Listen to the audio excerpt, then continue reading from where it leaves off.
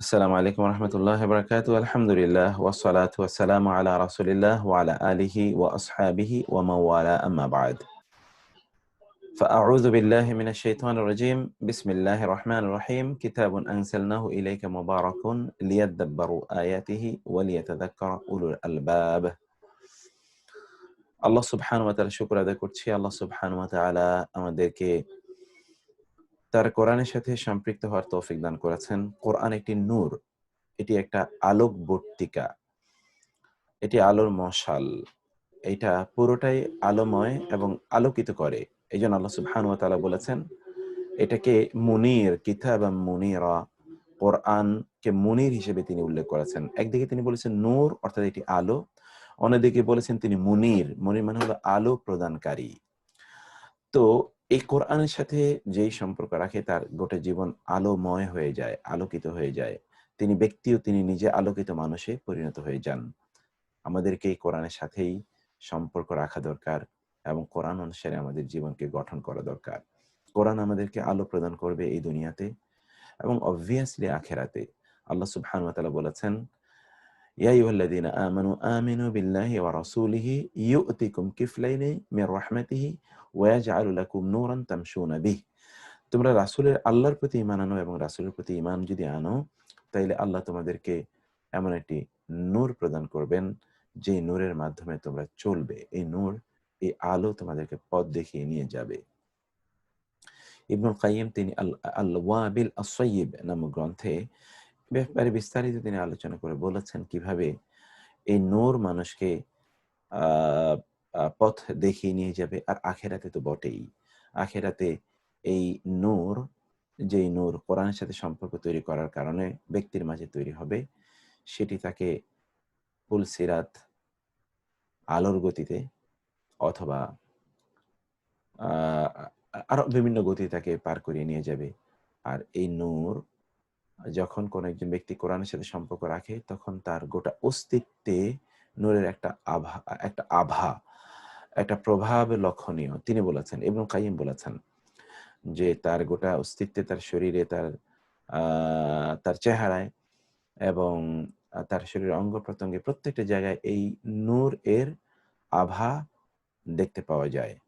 ফলে কোরআনের সাথে ব্যক্তির সম্পর্ক তৈরি করা দরকার।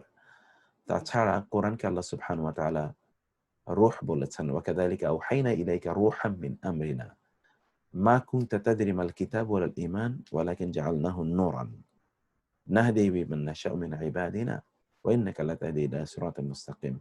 আল্লাহ একদিকে বলেন কোরআনকে রূহ, অন্যদিকে বলেন কোরআনকে নূর। রূহ যেমনিভাবে একজন ব্যক্তিকে জীবন্ত রাখে। What is the difference between the dead man and a living person? পার্থক্যটা কি? পার্থক্যটা আসলে হলো রূহ। বিজ্ঞান আজ পর্যন্ত আমাদেরকে বলতে পারে না যে মৃত ব্যক্তি এবং জীবন্ত ব্যক্তির মাঝে পার্থক্যটা কি? কোন জায়গায় আসলে পার্থক্য? কি আসলে থাকে না? কি আসলে সেখানে নাই? এটা রূহ। এই রূহ আসলে এটা এর এর প্রকার এর প্রকৃতিটা কি? এটা বিজ্ঞান বলতে পারে না। কোরআন বলেছে, কুলির রূহু মিন আমরি রব্বি। আমার নির্দেশ হলো রূহ। এই রূহ হিসেবে আল্লাহ কোরআনকে উল্লেখ করেছেন। অর্থাৎ কোরআন আমাদেরকে জীবন্ত রাখে। আর হাদিসে রাসূল সাল্লাল্লাহু আলাইহি ওয়াসাল্লামের ব্যাখ্যা বলেছেন, ইন্নাল্লাযী লাইসা ফি জাওফিহি শাইউম মিনাল কুরআনি কাল বাইতিল খারিব। যার অন্তরে, যার পেটে, তার অন্তরে কোরআনের সামান্য কিছু নাই, সে হচ্ছে একটা বিরান ভূমির মতো। বিরান ভূমি মানে হচ্ছে যেখানে কারো বসবাস নাই। এটি একটা মৃত আ আ বিরান বাড়ির মতো। এটা একটা মৃত বাড়ি যেটাকে বাংলাদেশে বাংলা ভাষায় বলা হয় মৃত্যুপুরী। এটা মৃত্যুপুরী। কোরআন আমাদেরকে সত্যিকার অর্থে জীবন দেয়, জীবন্ত করে। আপনার নিশ্চয়ই আপনাদের অনেক অভিজ্ঞতা আছে, আমাদেরও অনেক অভিজ্ঞতা আছে। আলহামদুলিল্লাহ, যে আমাদের মন প্রচন্ড খারাপ, খুবই আমরা ডাউন ফিল করছি, ডিজেক্টেড, ডিমোটিভেটেড, খুব ফ্রাস্ট্রেটেড ফিল করার পর যখন someone recites the Quran or listen to the recitation of the Holy Quran, immediately তার এই অ্যাংজাইটি, ফ্রাস্ট্রেশন এগুলো সব দূর হয়ে যায়। ইমিডিয়েটলি সব দূর হয়ে যায়। সেজন্যে কোরআনের সাথে সম্পর্ক তৈরি করা আমাদের প্রত্যেকের দায়িত্ব এবং জরুরি।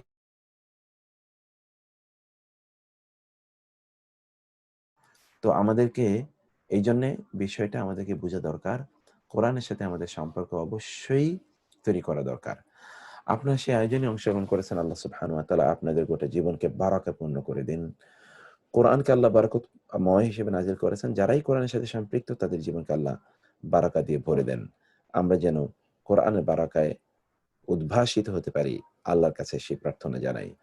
اللهم আমিন। ارحمنا بالقرآن العظيم، اللهم انفعنا بالقرآن العظيم، اللهم نور قلوبنا بنور القرآن وزين أخلاقنا بأخلاق القرآن، اللهم أدخلنا الجنة بالقرآن وأخرجنا من النار بالقرآن، اللهم بارك لنا بالقرآن وبارك لنا في أعمالنا كلها بالقرآن، وارزقنا تلاوته آناء الليل وآناء النهار واجعله لنا حجة يا رب العالمين। তো আমরা তো আসলে আলোচনা শুরু করেছিলাম, আমরা সিফাত মাওসুফ নিয়ে আলোচনা করেছি। সিফাত মাওসুফের আলোচনা আর বেশি এরপর আর সিফাত মাওসুফ নিয়ে বেশি সময় কাটানো আমাদের ঠিক হবে না। আজকে মানে আমরা একটা অংশ সিফাত মাওসুফ নিয়ে আলোচনা করি। আরেকটা অংশ আই ফরগট যে টু আপলোড, সেটা আমি এখনই আপলোড করে দেব। সেটা হলো সিফাত মাওসুফের পরবর্তী যে আমাদের ধাপ বা আলোচনা, সেই আলোচনাটি আমাদের এখনই সেটা নিয়ে আসা দরকার। তো সিফাত মাওসুফের ব্যাপারে গতকাল পর্যন্ত আমরা যে আলোচনা করেছিলাম, মাওসুফ সিফাত, মাওসুফ এবং সিফাত মানে কোন নাউন এবং তার অ্যাডজেক্টিভ, যেটাকে আমরা বলেছিলাম অ্যাডজেক্টিভ ক্লজ। এই অ্যাডজেক্টিভ ক্লজে এতক্ষণ পর্যন্ত আমরা গতকাল পর্যন্ত আমরা যে কয়েকটি সূত্র আলোচনা করেছি, তার মধ্যে বেসিক কথাটি ছিল নাউন এবং তার অ্যাডজেক্টিভ, অর্থাৎ মৌসুফ এবং তার সিফাতের মধ্যে চারটি দিক থেকে মিল থাকতে হবে। আর এছাড়া কিছু সাইড লাইনে আমরা আরো কিছু মূলনীতি বলেছিলাম যে মৌসুফ আগে আসবে, সিফাত পরে আসবে। মৌসুফ হলো নাউন, সিফাত হলো অ্যাডজেক্টিভ।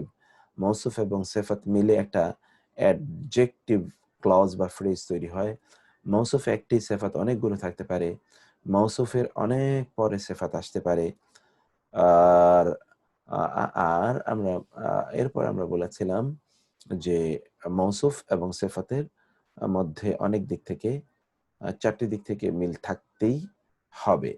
এই কথাগুলো আমরা বলে সর্বশেষ আমরা একটা বিষয় বলেছিলাম, তা হলো মৌসুফ যদি ব্রোকেন প্লুরাল হয় এবং সেটা যদি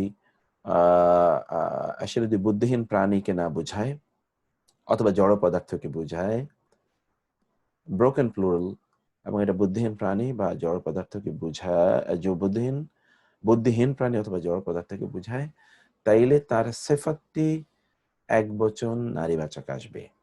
তার সিফাতটি একবচন নারীবাচক আসবে। মূলত ওই জায়গায় গিয়ে আমাদের আলোচনাটি গতকাল শেষ হয়েছিল। তো সেখান থেকে আমরা আলোচনাটা আজকে শুরু করি। আপনাদের কিছু এখানে অনেক ধরনের দিয়েছি আমরা, টেস্ট দিয়েছিলাম, মানে যেটা অনুশীলনী এক্সারসাইজ, সেই এক্সারসাইজগুলো নিশ্চয়ই আপনারা করেছেন আশা করি। তো তাইলে আমরা এখন আমাদের আজকের এই মুহূর্তে আমাদের পাঠ যেটা, তা হলো সূত্র নাম্বার 4। সূত্র নাম্বার 4, এখানে শত শত এক্সাম্পল আছে। এক্সাম্পলগুলো আপনাদের আমাদের প্রত্যেকের জন্য খুবই জরুরি। কোরআনে 3 ধরনের ইদাফা পাওয়া যায়, যেটা আমরা গতকাল বলেছিলাম। প্রথম ইদাফাটি হচ্ছে যে কোরআনে 3 ধরনের ইদাফা পাওয়া যায়। প্রথম ইদাফাটা হচ্ছে কোন 3 ধরনের মুরাক্কাব আত-তাওসিফি পাওয়া যায়। প্রথম মুরাক্কাব আত-তাওসিফি হলো মৌসুফটাও ডেফিনিট, সিফাতটাও ডেফিনিট। 2 নম্বর হলো মৌসুফটা ইনডেফিনিট, সিফাতটাও ইনডেফিনিট। 3 নম্বর হলো মৌসুফটি মুদাফ এবং মুদাফ ইলাইহির মাধ্যমে ডেফিনিট, আর সিফাতটা সরাসরি ডেফিনিট। এই 3 ধরনের আল মুরাক্কাব আত-তাওসিফি কোরআনে পাওয়া যায়। এই যে 3 ধরনের লিটারেচার এখানে দেয়া আছে। এখন কোরআনে বর্ণিত নির্দিষ্টতাবাচক ইসম এবং নির্দিষ্টতাবাচক সিফাতের সমন্বয়ে গঠিত শিবহু জুমলা এর উদাহরণ।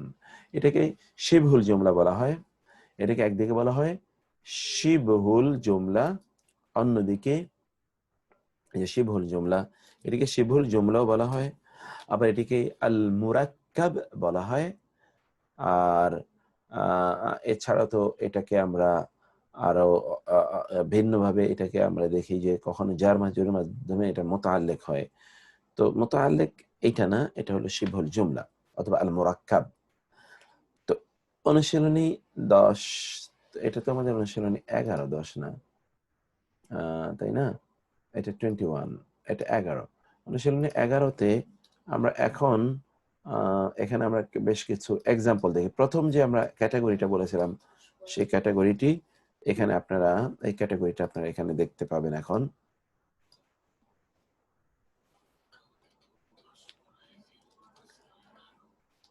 এটা একটু আপনারা এখন দেখতে পাবেন এখানে।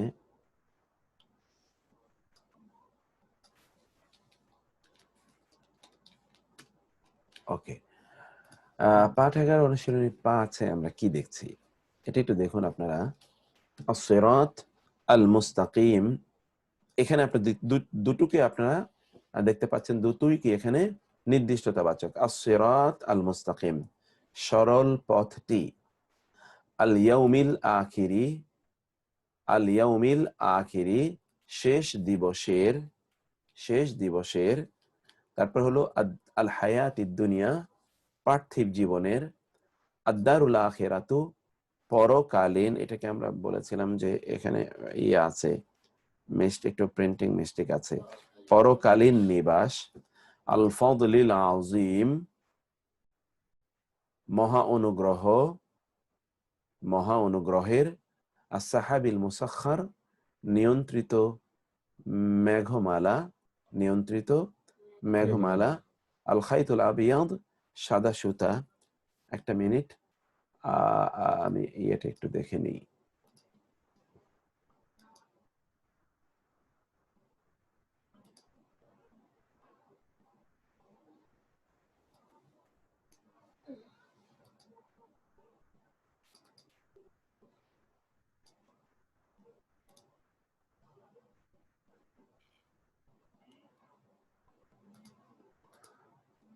সরি, হ্যাঁ, এখানে এগুলো আমরা গতকাল এগুলো আপনাদেরকে দেখিয়ে দিয়েছিলাম যে এখানে কিছু পরিবর্তন আছে, যেটা সেই পরিবর্তনটা আবার একটু ইয়ে করে নিই। গতকাল এটা দেখিয়েছিলাম আপনাদেরকে। তো এই জায়গাটাতে আমরা, এই জায়গাটাতে আমরা এই উদাহরণগুলো গতকাল নিশ্চয়ই আপনারা পড়েছেন। যেমন আল কাওমিল as-সালাত আল-উসতা, মধ্যবর্তী নামাজ। আল মাশআরিল হারাম, পবিত্র স্মৃতিচারক। এতটুকু পর্যন্ত আমরা গতকাল পড়ে এসেছিলাম, তাই না? তারপরে আপনারা আসুন আল কওমিল কাফিরিন, এটা একটু দেখুন। কাফির সম্প্রদায়। আল কওম, কোরআনে এমন কিছু শব্দ আছে যে শব্দগুলো দেখতে বহুবচনের মতো মনে হয় না, কিন্তু অর্থগতভাবে বহুবচন। শব্দটা স্ট্রাকচারালি সিঙ্গুলার, কিন্তু অর্থগতভাবে এটা বহুবচন। যেমন আল কাউম, কাউমুন শব্দটি, কাউমুন শব্দটি বেসিক্যালি এক বচন, বেসিক্যালি স্ট্রাকচারালি শব্দটি এক বচন, কিন্তু মিনিং গতভাবে শব্দটি বহুবচন। কারণ এর একটা বহুবচন আছে, এই কাউমুন শব্দের একটা কি আছে, বহুবচন আছে। যেমন দেখবেন, সেই জন্য এটা যেহেতু মিনিং এর দিক থেকে বহুবচন, সেই জন্য এখানে ইয়ে ব্যবহার করতে হয়,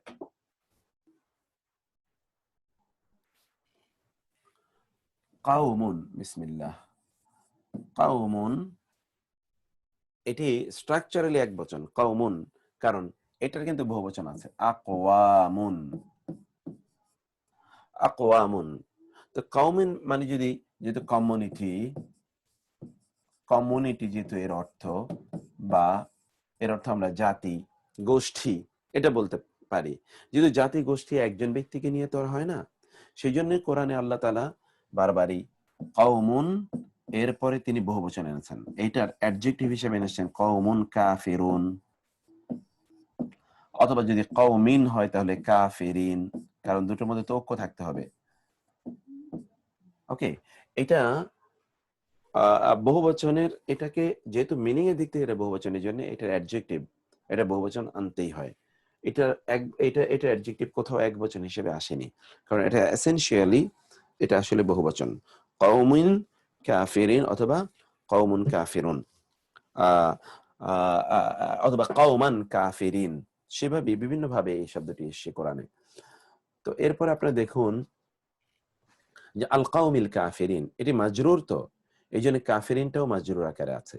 কাফির সম্প্রদায়ের, দ্য ডিসবিলিভিং পিপল। আল উরওয়াতিল উসকা, আল উরওয়াতিল। জি উস্তাদ জি, জি আপনি যখন কাউমান কথাটা বলবেন তখন তো হ্যাঁ সম্প্রদায়কে বুঝাবে না? হ্যাঁ হ্যাঁ, সম্প্রদায়কে বোঝাবে, এক্স্যাক্টলি হ্যাঁ, সম্প্রদায়, ঠিক। এটা তখন এটা সম্প্রদায়কে বোঝাবে। ওটা তো আপনারা মানে স্ট্যাটাস অনুসারে অর্থটা আপনারা করে নেবেন, আপনারা জানেন অর্থটা কিভাবে করতে হয়। জি। তারপরে হলো আল উরওয়াতিল উসকা, সুদৃঢ় হাতলের। উরওয়া মানে হলো হাতল। উরওয়া অনেকের নামও আছে উরওয়া, একজন বিখ্যাত সাহাবী, তার নাম ছিল উরওয়া। উরওয়া, তো যাই হোক, উরওয়া আল উসকা, উসকা মানে হচ্ছে সুদৃঢ়, উসকা সুদৃঢ়, সুদৃঢ় হাতল। আল কাওমা যালিমিন, এই যে কাওমা আছে, কাওমা যালিমিন, জালিম সম্প্রদায়কে, এখানে কে আসবে, একটা কে, এটা আপনারা জানেন। আমি শুধু মূল অর্থ রেখে দিয়েছি, আপনারা স্ট্যাটাস অনুসারে অর্থ করে নেবেন। আল কানাতির আল মুকান্তরা, আল কানাতির আল মুকান্তরা, রাশিকৃত স্তূপ। আল মুকান্তরা আল কানাতির, কেন্তর থেকে, কাফ নুন তোরা, কেন্তর থেকে, এখান থেকেই আল কানাতির বহুবচন, এর অ্যাডজেক্টিভ আনা হয়েছে আল মুকান্তরা দিয়ে। এই যে এটাই কিন্তু আমরা বলেছিলাম, যেই শব্দটা ব্রোকেন প্লুরাল, এটার যেটা ব্রোকেন প্লুরাল, তার অ্যাডজেক্টিভ আনা হবে একবচন নারীবাচক, তাই না? এখানে কিন্তু আপনারা তা দেখতে পেলেন। আমরা যেটা আল কানাতির আল মুকান্তরা শব্দটি আপনি দেখুন, আল কানাতির আল মুকান্তরা, মুকান্তরা, মুকান্তরা। এখানে দেখুন তো, কানাতির শব্দটি কিন্তু আসছে কেন্তর থেকে। এটা হলো মরফোলজি, আমরা এখন আলোচনা করছি মরফোলজি। কেন্তর থেকে, কান্তারা ইউকান্তিরু, কান্তর। কান্তর মানে হচ্ছে কি, স্তূপীকৃত, মানে রাশিকৃত, যাকে মানে প্রচুর পরিমাণ সম্পদ, এটাকে কানাতির বলা হয়, কেন্তর। কেন্তর, কোরআনে আল্লাহ সুবহানাহু ওয়া তাআলা বলেছেন, তোমরা যদি তোমাদের স্ত্রীদেরকে মহারানা স্বরূপ কানাতির মুকান্তরা দাও। কানাতির থেকে কিন্তু মুকান্তর, দেখুন একই শব্দ, এই যে কান্তর, কান্তার, দেখেছেন, একটাও কান্তার, এটাও কান্তার, এটা বহুবচন। এর মানে হলো সম্পদ রাজি, আর আল মুকান্তরা মানে হলো রাশিকৃত, রাশিকৃত সম্পদ রাজি। কান্তার থেকে মুকান্তরা এসেছে। এখন এই কানাতের শব্দটি যেহেতু প্লুরাল, এটা কিন্তু ব্রোকেন প্লুরাল, এটা একদিকে কি ব্রোকেন প্লুরাল একদিকে, অন্যদিকে এটা কিন্তু একটা অপ্রাণীকে বোঝাচ্ছে, অপ্রাণীকে বোঝাচ্ছে। আপনারা দেখতে পাচ্ছেন অপ্রাণীকে এটি বোঝাচ্ছে। ফলশ্রুতিতে এর যে অ্যাডজেক্টিভ আনা হয়েছে, অ্যাডজেক্টিভ আপনারা দেখেছেন নারীবাচক একবচন, এর অ্যাডজেক্টিভ কি নারীবাচক একবচন, তা এনে নারীবাচক একবচন আনা হয়েছে অ্যাডজেক্টিভটা। তো অ্যাডজেক্টিভ হচ্ছে, এর অ্যাডজেক্টিভটা আনা হলো কি ফেমিনিন সিঙ্গুলার, ফেমিনিন সিঙ্গুলার আনা হলো। আরো এরকম কোরআনে আরো অনেক আছে, যেমন ধরুন আপনারা এর আগে পড়ে এসেছেন আপনারা, যেমন সুরুরুন, সুরুরুন মারফুআ, সুরুরুন মারফুআ, দেখেছেন? সুরুর মানে কি খাট, সারিরুনের বহুবচন, মারফুআ মানে হলো সুউচ্চ, সুউচ্চ খাট, সুউচ্চ খাট।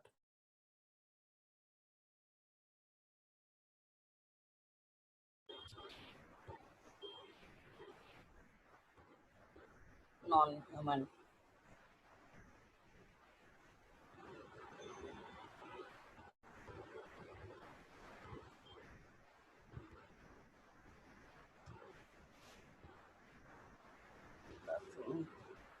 সরি, তো এখানে দেখুন সুরুরুন মারফুআ, সুউচ্চ, সুউচ্চ, So, আহ non-human broken. জি, খাট সমূহ, বিছানা সমূহ, জি, Non-human broken plural. নন হিউম্যান ব্রোকেন প্লুরাল, এক্স্যাক্টলি। তারপর আবার দেখুন এই একই সূরাতে আছে আকওয়াবুন, আকওয়াবুন মাউদুআ, মাউদুআ, আকওয়াবুম মাউদুআ। আকওয়াবুন কূপ থেকে এসে, কূপ মানে হলো কাপ। এই যে কাপ আমরা বলি না, কাপ মূলত কোরআনের শব্দ, আরবি শব্দ। এই যে কাব, কাব, কাবকে ওরা বলেছে কাপ। আকওয়াব, কাপ, মাউদুআ, স্তরে স্তরে সাজানো। আকওয়াব বহুবচন, ব্রোকেন প্লুরাল, নন হিউম্যান, এবং এটা মাউদুআ এক বচনে এসে, এক বচনে এসে এটার অ্যাডজেক্টিভ আকওয়াবুম মাউদুআ। ওকে, আবার এটা স্তরে স্তরে একেবারে সাজানো, সাজানো।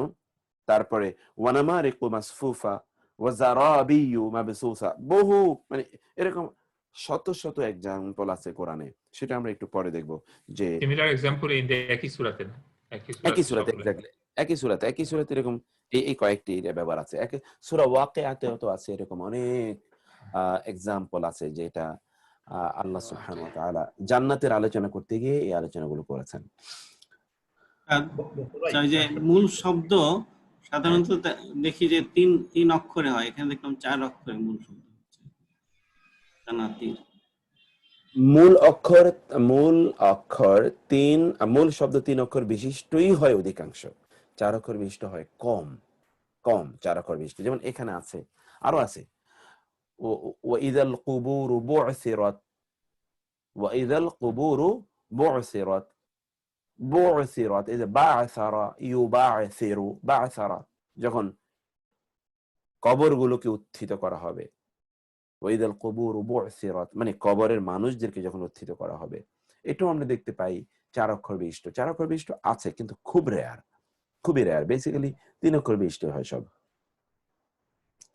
তারপরে আল খাইল, এই যে এখানে দেখুন আল খাইলিল মুসাওয়ামাতি, আল খাইলিল মুসাওয়ামাতি, চিহ্নিত অশ্ব রাজি, চিহ্নিত অশ্ব রাজি। আল খাইল আল মুসাওয়ামা, মুসাওয়ামা শব্দটি এই যে এই যে আপনি দেখতে পাচ্ছেন ওয়াসমুন, ওয়া সিন মিম। ওকে, মুসাওয়ামা এটা হলো যার উপর চিহ্ন দেয়া আছে, চিহ্ন দেয়া আছে। তারপর হলো আয-যিকর আল হাকিম, প্রজ্ঞাময় উপদেশ, যিকর মানে উপদেশ, হাকিম প্রজ্ঞাময়। আল কাসাস আল হক, সত্য ঘটনা। আল কিতাব আল মুনির, আলো দানকারী কিতাব।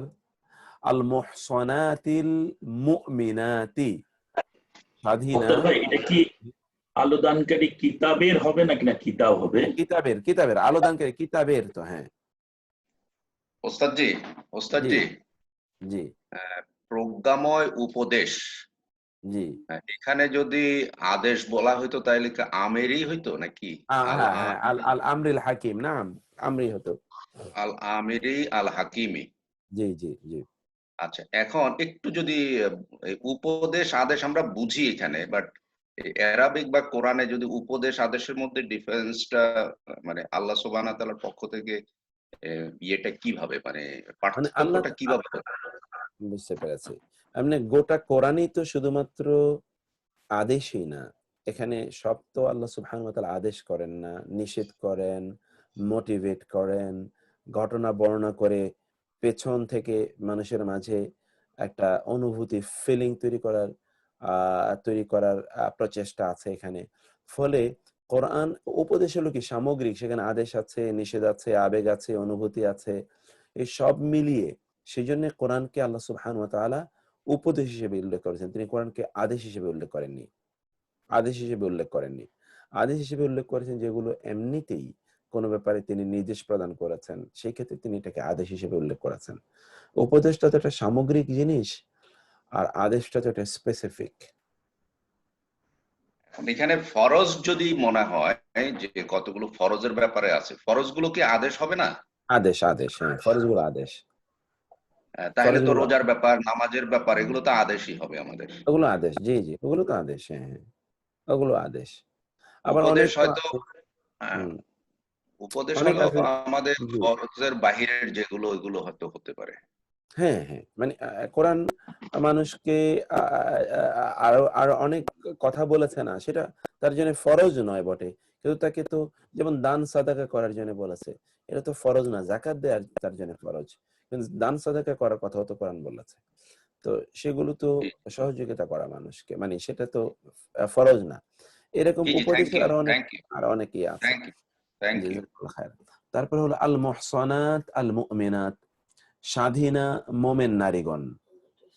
আল মুহসানাত আল মুমিনাত, আল মুহসানাত আল মুমিনাত, মোমেন নারীগণ তারা কেমন? স্বাধীনা। আল মুহসানাত, এই মুহসানাত এর দুটো অর্থ আছে। একটা অর্থ হচ্ছে শব্দটি এসে মূলত হিসনুন থেকে, দেখুন এই যে হা সোয়াদ এবং নুন, হা সোয়াদ এবং নুন, হিসনুন। হিসনুন মানে হতো মূলত দুর্গ, ফর্ট্রেস, দুর্গ। তাহলে মুহসান মানে কি? তা থেকে মুহসানাত জানি মানে দুর্গ পরিবেষ্টিত, দুর্গ পরিবেষ্টিত। তাইলে এর দুটো অর্থ। একটি অর্থ হচ্ছে বিবাহিতা নারী, তাকে বলা হয় মুহসানাত, কারণ হলো তিনি তার চারপাশে একটা দুর্গ তৈরি করেছেন। কিসের দুর্গ? তার স্বামী আছে, তার পরিবার আছে, এই দুর্গ তাকে চারিদিক থেকে পরিবেষ্টন করে রাখে। অন্য কেউ তার দিকে তাকাতে পারে না, অন্য কেউ তাকে প্রপোজ করতে পারে না, because she is already married. কেউ তাকে প্রপোজ করা কারোর জন্য হারাম। স্বাধীনা মানে বিবাহিতা নারীরা অন্যদের জন্য হারাম, until she is divorced or her husband dies. Otherwise তিনি কিন্তু একটা দুর্গ তৈরি করে রাখলেন চারিদিকে। আর দ্বিতীয়ত হচ্ছে এর অর্থ হচ্ছে ফ্রি উইমেন, অর্থাৎ যাদেরকে আমরা স্বাধীনা নারী বলি। এর বিপরীত হচ্ছে স্লেভ। তো স্বাধীনা নারীরা কিরকম? তারাও কিন্তু তাদের চারিদিকে দুর্গ তৈরি করে রেখেছে। অর্থাৎ কিরকম দুর্গ তৈরি? অর্থাৎ তার যে তার বাবা অথবা ধরুন তার যারা আত্মীয় স্বজন যারা আছেন তারা এই পরিবারে, এরা কিন্তু তাকে প্রোটেকশন দেওয়ার জন্য চারিদিক থেকে দুর্গের মতো করে কাজ করেন। কিন্তু একজন পরাধীনা নারী, তার ব্যাপারটা কিন্তু এরকম নয়। তাকে কেউ ইচ্ছে করলে তিনি তাকে বিক্রি করে দিলেন, এই করে দিলেন, সেই করলেন। তার তার মর্যাদাটা স্বাধীনা নারীর মর্যাদার সমান নয়। সেজন্য এটাকে মুহসান শব্দ উল্লেখ করেছে। স্ট্র্যাটেজিক্যালি এটার ইমপ্লিকেশন হিউজ, আমি সে আলোচনা যাই না। আল জারি আল জুনুবি, দূরবর্তী প্রতিবেশী। এবং আমি এক সময় বলেছিলাম যে বলতে ভাই, হ্যাঁ, তাহলে তো এটা খুব সাবধানী সেন্সিটিভ ওয়ার্ড। স্বাধীনা sensitive। নারী বলতে গেলে তো যে অর্থে স্বাধীন হলো চারিপাশে দুর্গ, আমাদের হয়তো অনেক সময় মা বোনরা রংলি ইন্টারপ্রেট করেন সেটা আমাদেরকে স্বাধীন বলছে, যেভাবে ঘুরে ফিরে একটা না, আচার আচরণের। স্বাধীন ওই অর্থে তো ওই নেগেটিভ অর্থে স্বাধীন না। পশ্চিমারা আমাদেরকে যে স্বাধীনতার কথা শিখিয়েছে, এটা আসলে ওই স্বাধীন না। এই স্বাধীন হলো অন্য। রং ইন্টারপ্রিটেশন হয়ে যেতে পারে আর কি। Exactly exactly. আর এইটা খুব একটা এই যে মানে কোরআনের যে কি বিউটি, এই জন্য আমি সাধারণত এই কথাটা বলে থাকি যে feel the Quran, come to the Quran and feel it. দেখুন কোরআনে কি বলেছে, আল জার আল জুনুব, আল জার আল আল জার। কোরআন আপনি দেখবেন যে এটা হচ্ছে খুবই নিকটবর্তী প্রতিবেশী, আল জারি বিল জাম্বি ওয়াল জারি বিল জুনুবি। ওকে, আপনার পাশের প্রতিবেশী আছে, আরেকজন হচ্ছে কি অনেক দূরের প্রতিবেশী। দূরের প্রতিবেশী কে? দূরের প্রতিবেশীর আপনি পৃথিবীতে এমন কোনো ফিলোসফি পাবেন না, এমন কোনো দর্শন নাই, এমন কোনো ইজম নাই, ধর্ম তো বহু, তার তার তার আলোচনাও সেটা তো আরো অনেক পরের কথা, যেখানে দূরবর্তী প্রতিবেশীর কথা বলেছেন। দূরবর্তী প্রতিবেশীকে যেমন ধরুন আমি এবং আপনি দোকানে গিয়েছি, দোকানে আপনিও একটা প্রোডাক্ট কিনছেন, আমি একটা প্রোডাক্ট কিনছি, হতে পারে I will be staying there for 1 minute and you will be staying there for 1 minute. আপনিও কিন্তু আমার প্রতিবেশী, আপনার প্রতি আমার দায়িত্ব আছে। কিরকম দায়িত্ব? হাদিসে রাসূলুল্লাহ সাল্লাল্লাহু আলাইহি ওয়াসাল্লাম বলেছেন, কেউ কোনো জিনিস কিনতে গেলে তিনি যতক্ষণ পর্যন্ত দামাদামি শেষ না করবেন এবং তিনি ওই জায়গা ত্যাগ না করবেন, তিনি ওইটার ইন্টারেস্ট এখন তিনি বন্ধ করে দেন, আমি আর এটা কিনবো না, তাইলে শুধুমাত্র আপনি দাম বলতে পারেন। আদারওয়াইজ কেউ কোনো পণ্যের দাম বললো 20 টাকা, আপনি ভাই আমি 21 টাকা দেবো, আমাকে দিয়ে দেন, you can never say it, you can never, আপনি এটা বলতেই পারেন না। Such a beautiful example you have told, and that's what we exactly do opposite. কোরবানির গরু হাটে গেলে আপনি দাম করতেছেন, আরেকজন এসে দাম করা শুরু করলো। মাছ কিনতে গেলেন আপনি, এই জিনিসগুলো আমাদের, আমরা মুসলমান হিসেবে অনেক কিছু এই কন্ট্রাডিক্টরি বিহেভিয়ার করি।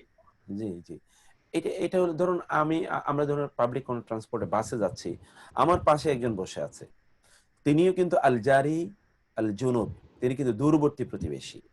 এই দূরবর্তী তিনি কিন্তু আর জীবনে কোনোদিন আমার সাথে দেখা নাও হতে পারে, কিন্তু এই যে ক্ষণিকের 10 মিনিট 15 মিনিট আমি পাশে বসেছি তার সাথে, এটাও কিন্তু এখানেও কিন্তু তার প্রতি আমার দায়িত্ব আছে, আমার উপর তার অধিকার আছে। এই অধিকারের কথা কোরআন এখানে বলেছেন। তো দূরবর্তী প্রতিবেশী, আল জার আল জুনুব, দূরবর্তী প্রতিবেশী। আল কারিয়াতি আয-যালিমি, কারিয়া জনপদ, কেমন? অত্যাচারী। জনপদ তো আর আসলে অত্যাচারী হয় না, অত্যাচারী হয় জনপদের লোকেরা। কিন্তু আমরা বাংলায় বলি ওই অফিসের ইট পর্যন্ত ঘুষ খায়। আসলে কি ইট ঘুষ খায়? তা তো না। অর্থাৎ ওইখানে দুর্নীতি এই লেভেলে পৌঁছে গিয়েছে, ওইখানে দুর্নীতি এই লেভেলে পৌঁছে গিয়েছে। সেই জায়গায় বলা হয়, এই জন্য আল্লাহ বলেছেন আল কারিয়াতি যালিমি আহলুহা, আল কারিয়া আয-যালিমু আহলুহা, তার প্রতিবেশীরা জালেম, মানে তার অধিবাসীরা জালেম। আদ-দারকিল আসফালি, সর্বনিম্ন স্তর। আল আসফাল এটি এটি এটি সুপারলেটিভ ডিগ্রি। আদ-দারকি মানে স্তর, আল আসফাল সর্বনিম্ন, দ্য লোয়েস্ট। আল মালাইকাতু আল মুকাররাবুন, আল মালাইকাতু ফেরেশতাগণ, আল মুকাররাবুন নিকটবর্তী। মুকাররাব শব্দটি দেখতে পাচ্ছেন আপনারা, কফ রা বা, কফ রা বা, কুরবা, করিব, সেখান থেকে আল মুকাররাব, মুকাররাব মানে হচ্ছে নিকটবর্তী। তাহলে আল মালাইকা যেহেতু বহুবচন, এই জন্য আল মুকাররাবুন, আল মুকাররাবুন নিকটবর্তী ফেরেশতাগণ বোঝানো হয়েছে। আল বাইত আল হারাম পবিত্র ঘরকে। আল আরদ আল মুকদ্দাসা পবিত্র ভূমিকে। আল আরদ এটা ফেমিনিন জেন্ডার, নারীবাচক, কনভেনশনালি এটা নারীবাচক, এই জন্য আল মুকদ্দাসা। মুকদ্দাস কি থেকে সে? কুদ্দুস, কদ্দাসা ইউকাদ্দিসু, এখান থেকে আমরা বলি কুদ্দুস আল্লাহর গুণবাচক নাম, পুত পবিত্র। আল কওমিল ফাসিকিন, এটি এসেনশিয়ালি শব্দটি কি মিনিংগতভাবে শব্দটি নারীবাচক, মিনিংগতভাবে শব্দটি আল কওমিল ফাসিকিন পাপিষ্ঠ জাতি। আল কওমিস সালিহিন সৎকর্মশীল জাতি। আল বালাগুল মুবিন, আল বালাগ মানে তাবলিগ, আল মুবিন মানে স্পষ্ট। এই আল মুবিন শব্দের দুটো অর্থ আছে। আল মুবিন শব্দের অর্থ কয়টা অর্থ আছে? দুটো। একটা অর্থ হচ্ছে স্পষ্ট, আর একটা হলো স্পষ্টকারী। দুটো অর্থে কোরআনে শব্দটি ব্যবহৃত হয়েছে, স্পষ্ট বা স্পষ্টকারী। যেমন এর আমরা কোরআনে দেখব আল কোরআন আল মুবিন, আপনি বলতে পারেন স্পষ্টকারী কোরআন অথবা স্পষ্ট কোরআন। both of the meanings are তাবলীগ মানে কি? তাবলীগ মানে হলো পৌঁছে দেয়া। তাবলীগ মানে কি? পৌঁছে দেয়া। তাবলীগ শব্দটা নিয়ে আমাদের একটা বিশ্লেষণ হওয়া দরকার। শব্দটি কি? মূল শব্দটি হলো বা লা গা। মূল শব্দটি কি? বা লা গা, বা লা গা। বালাগা মানে হলো পৌঁছা, টু রিচ, টু রিচ, পৌঁছা, টু রিচ। এখান থেকেই কোন ছেলে যদি to reach the age of puberty, to reach the age of puberty, তাহলে তাকে আমরা বলি বালেগ। বাংলায় বলি বালক, বাংলা এটা বিকৃত হয়ে বালক হয়ে গেছে, আসলে বালেগ। আমরা বলি না বালক, এই বালকটি, বালিকাটি মূলত বালেগ। 2 নম্বর হলো কোন মেয়ে যদি ওই বয়সে পৌঁছে তাহলে বলি বালেগা, বলে বালিকা, বালেগা, বালেগা, তার মানে সে পৌঁছেছে, বালেগ পৌঁছেছে, the one who reaches the age of puberty. ওকে, এখান থেকেই আপনারা একটা কবিতা পড়েন, বালাগাল উলা বি কামালিহি, তাই না? বালাগা পৌঁছেছেন, আল উলা মহা মর্যাদায়, আলী বি কামালিহি পূর্ণতার, তার পূর্ণতার মাধ্যমে তিনি কি মহা মর্যাদায় পৌঁছেছেন। এই কবিতাটি পড়া ঠিক না, কবিতার মধ্যে প্রবলেম আছে একটু, সেটা আমি সে আলোচনা করছি না, আপনারা এটা জানেন। এরপরে আমরা বালাগা থেকে কি হচ্ছে? বালাগ, বালাগ, বালাগ মানে কি? এখান থেকে হলো বালাগ মানে পৌঁছে, পৌঁছানো, পৌঁছানো, অথবা তাবলীগ, অথবা কি কনভে করা। Exactly, to make reach, to make reach meaning to convey. তাহলে এখান থেকে এসে তাবলীগ। তাহলে বালাগা এটা হলো বালাগা। আপনার তো আরবি আপনার ইংরেজিতে পড়েছেন ভার্ব দুই ধরনের, ট্রানজিটিভ, ইনট্রানজিটিভ। বালাগা হলো ইনট্রানজিটিভ, মানে একটা হলো অকর্মক ক্রিয়া, একটা হলো সকর্মক ক্রিয়া।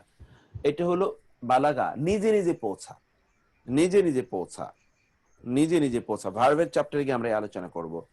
আরেকটা হলো নিজে পৌঁছানো, অন্য কাউকে পৌঁছানো, সেটা হলো কি ট্রানজিটিভ। আরবিতে বলে লাজিম এবং মুতাআদ্দি। এটা হলো আসলে মুতাআদ্দি। তাবলীগ মানে হলো নিজে পৌঁছানো, অন্যের কাছে পৌঁছে দেয়া, অন্যের কাছে পৌঁছে দেয়া। বালাগা মানে নিজে পৌঁছা, তাবলীগ মানে হলো অন্যের কাছে পৌঁছে দেয়া। তাহলে অন্যের কাছে কি পৌঁছে দেয়া? দ্বীনের দাওয়াত অন্যের কাছে পৌঁছে দেয়া, সেটাকে বলা হয় তাবলীগ। যিনি এই কাজটি করেন, যিনি এই কাজটি করেন তাকে, ওয়ালাইকুম আসসালাম, জি, তাকে বলে মোবাল্লেগ। যিনি কাজটি করেন তাকে কি বলে? মোবাল্লেগ। জি, মানে যে অ্যারাবিক যে রুট, যে রুট তিনটে ওয়ার্ড। অ্যালফাবেট যে রুট ওয়ার্ড হয় এবং এটার সাফিক্স এবং প্রিফিক্স যে অ্যাড হয়, যে আপনার ওই জিনিসগুলিকে আমাদেরকে শিখাবেন কোন এক পর্যায়ে হ্যাঁ আপনার হ্যাঁ এই হ্যাঁ, কোর্স? আমরা তো এখনো নাউনে নাউনে আছি, ভার্বে তো যাইনি এখনো। আমরা পারবে যাওয়া হয়নি। ভার্বে আমরা যাই নাই, ওই আলোচনাই নাই ওইখানে। আমরা আমরা কিন্তু ওই আলোচনা আনি নাই আপনাদের সামনে। ভার্বের আলোচনা ছোট্ট ছোট্ট করে মাঝে মাঝে একটু বলার চেষ্টা করি, যেখানে যেমন এখন একটু বললাম ভার্ব দুই রকম হয়, ওই আলোচনা আমরা আসি না। ওইটা তো অনেক মজাদার চ্যাপ্টার। মূলত কোরআনের 70% জায়গা জুড়ে আছে ইসেম, এই জন্য ইসেমের প্রতি আমাদের ফোকাসটা বেশি থাকে। তারপরে ভার্ব, এরপরে আমরা যাবো। ভার্বও কিন্তু ইসিম থেকে এসে, আলটিমেটলি ইসিম থেকে ভার্ব তো পরবর্তী তৈরি হয়। তো সেটা আমরা পরে দেখবো ইনশাআল্লাহ। মুক্তার ভাই, সরি, একটা ছোট রিকোয়েস্ট, যে আমরা যেহেতু এর পরের চ্যাপ্টারটা যাব আজকে ইনশাআল্লাহ, ওইটা একটু আপনি আপলোড করে দিলে আমরা প্রিন্ট নিয়ে রাখতাম এই ফাঁকে। আমাকে তাহলে আপনি আমি এই জায়গাটা, আমি একটা জায়গায় যাই আর দিয়ে আমি আপনাদেরকে 2-3 মিনিট সময় নিয়ে আমি ওটাকে আপলোড করার জন্য 2-3 মিনিট শুধু সময় নেব আপলোড করে দেওয়ার জন্য। এই অংশটা পড়ি, তার যেন আপনারা একবার একটু একটা গো থ্রু করতে পারেন। তো এরপরে আপনারা দেখুন, আমরা দেখলাম কোথায় পড়লাম আমরা। আচ্ছা, আল বালাগ আল মুবিন, আল ফাউজুল আযীম, মহা সফলতা, আল ফাউজুল মুবিন, স্পষ্ট সফলতা, আল ফাউজ আল কাবীর, বিশাল সফলতা, আদ-দারুল আখিরা, আখিরাতের নিবাস। এটা আখিরাতের নিবাস না দিয়ে এটাকে আপনারা একটু লিখে নিন। আবার ওই যে পরকালীন নিবাস, পরকালীন, আমরা যেটা বলেছিলাম যে সিফাত মৌসুফ, আখিরাতের নিবাস বললে আবার সিফাত মৌসুফ হয় না, পরকালীন নিবাস, পরকালীন নিবাস। ওকে, আল হায়াতুদ দুনিয়া, পার্থিব জীবন, পার্থিব জীবন, আল কওমিদ দাল্লিন, পথভ্রষ্ট জাতি, আল কওমিল মুজরিমিন, মুজরিম অপরাধী। এই জারামা, জারামা থেকে এসে জারাম, জারাম, জারাম, জারামুন মানে কি? অপরাধ। সেখান থেকে আসে জারিমা, সেখান থেকে মুজরিম, মুজরিম অপরাধী, তার বহুবচন হলো মুজরিমিন। আল হুজ্জাতুল বালিগা, হুজ্জা মানে হলো যুক্তি বা প্রমাণ, আল বালেগা ওই যে বালাগা, বালেগা যা তার চূড়ান্ত, এটাকে তাহলে আমরা পরিপূর্ণ অথবা চূড়ান্ত, এটাকে আপনারা আরেকটা লিখে নিন, চূড়ান্ত, চূড়ান্ত, চূড়ান্ত, সরি, আমরা চূড়ান্ত, চূড়ান্ত, এটাকে আমরা আরেকটা বলতে পারি, তাহলে কি চূড়ান্ত যুক্তি, পরিপূর্ণ বা চূড়ান্ত যুক্তি আপনি বলতে পারেন, চূড়ান্ত যুক্তি।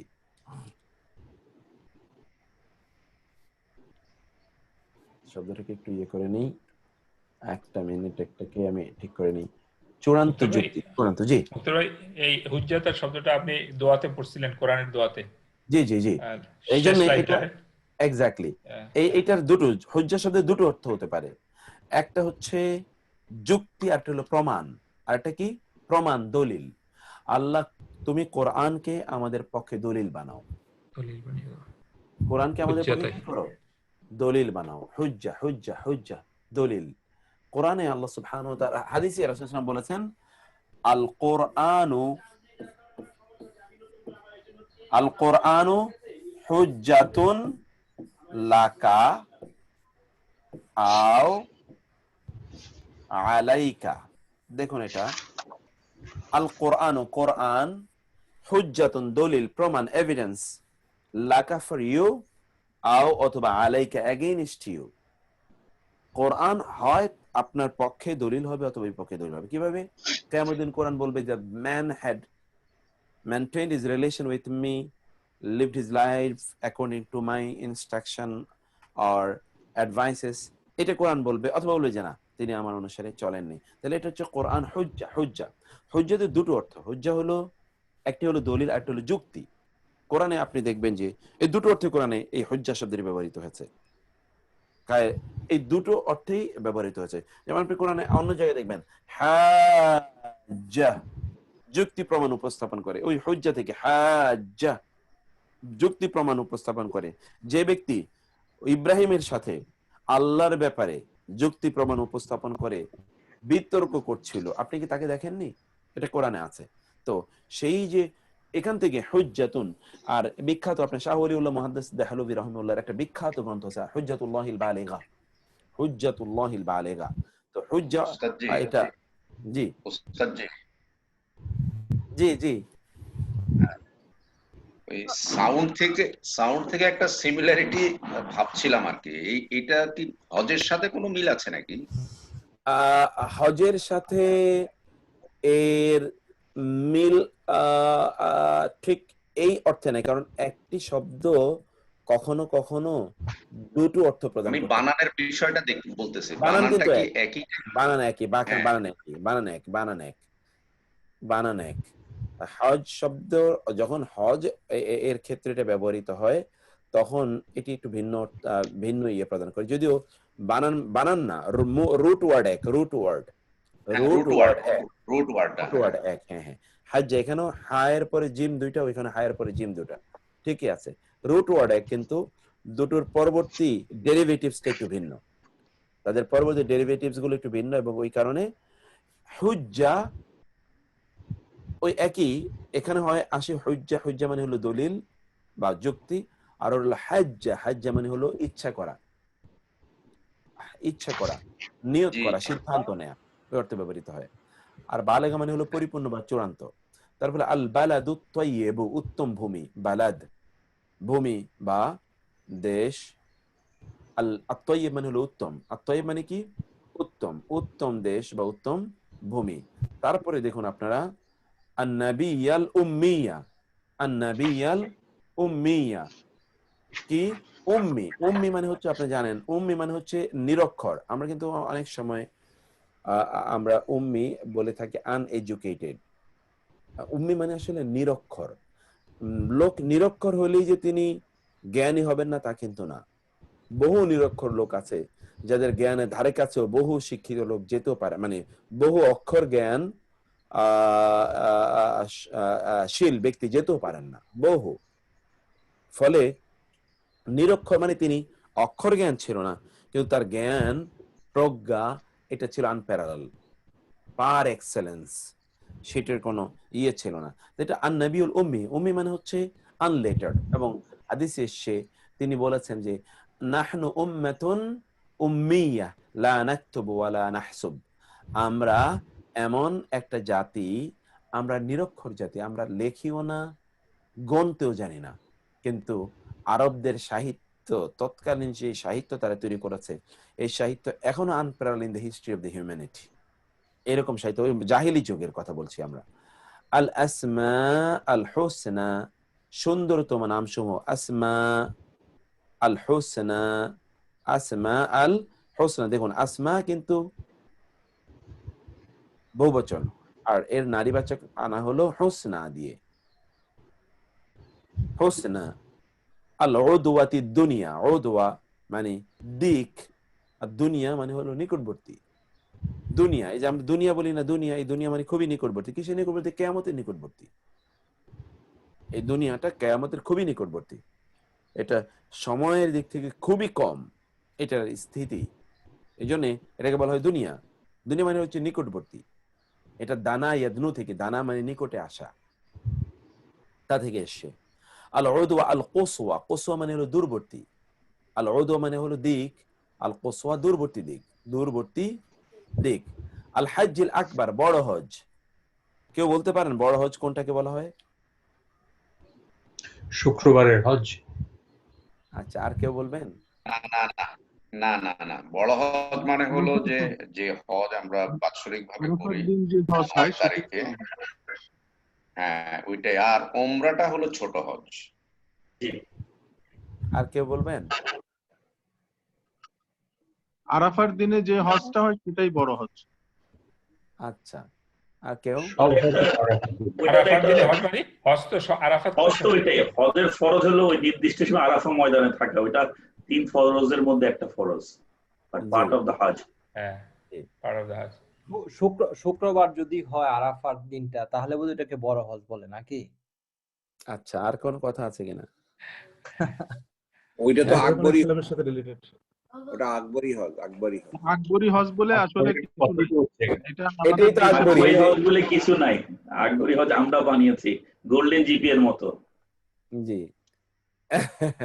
আচ্ছা, আরে আলোচনা আমরা না নেই, এটাই তো আকবরী। ইন্না লিল্লাহ।